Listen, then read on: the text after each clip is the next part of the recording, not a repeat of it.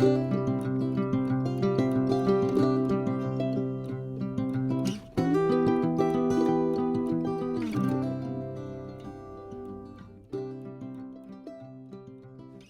I had an idea to work on my website and turn it into the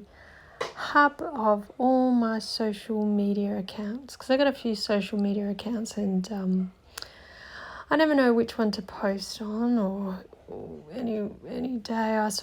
don't really have much of a routine or anything like that, so I put everything on my website. I've put all the links to all my different social media accounts on my website, and I've put some of my work on my website, and I've entered a blog page, and I've put a shop up there, and I've done all sorts of things. And so I figured this can be like a bit of a central hub of all my social media, and it all sort of connects and resonates from there. So this took me the best part of a week, and I've finally kind of come to the bit where I can actually start painting again, and then posting my new paintings onto my newly set up website.